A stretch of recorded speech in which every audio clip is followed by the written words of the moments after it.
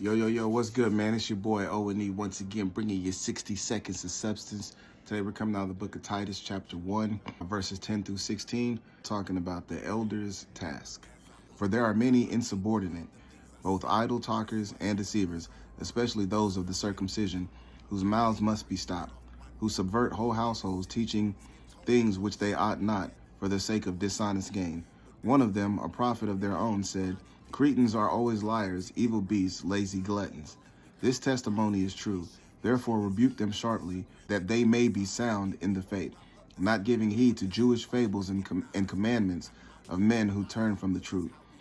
To the pure all things are pure, but to those who are defiled and unbelieving nothing is pure, but even their mind and conscience are defiled. They profess to know God, but in works they deny him, being abominable, disobedient, and disqualified for every good work. And if you actually go back through Titus chapter 1, verses 5 through 9, it talks about the qualifications of an elder.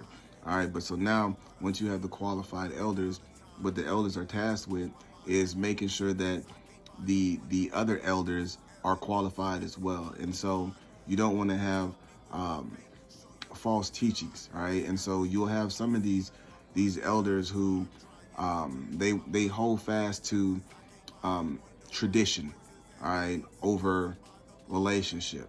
Now, when we talk about tradition, we're talking about religion, all right? So there's things that we do just because that's what the religion says to do, all right? And so at no point is there any feeling.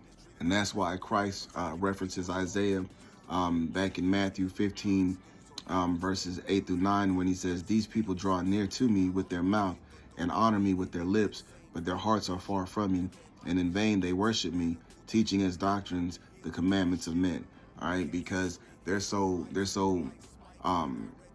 by the book, so to speak, that their heart's not even in it. All right, like it says to do XYZ, I'm just doing XYZ with no feeling, no emotions, no type of connection. And so we have to be aware of the false teachers that do that, because they think that they're doing the right thing, but they're not.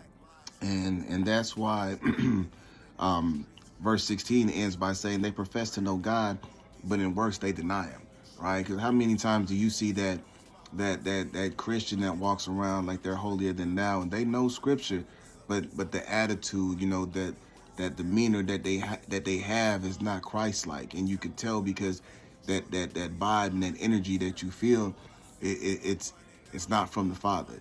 You know what I'm saying? So even though that they know scripture, them being able to teach scripture, it falls on deaf ears because it has no weight to it, because of the way that it's being delivered. Because they're more worried about the tradition of knowing scripture rather than the relationship of what the scripture actually means and how to translate that to other new believers. That's your 60 seconds of substance.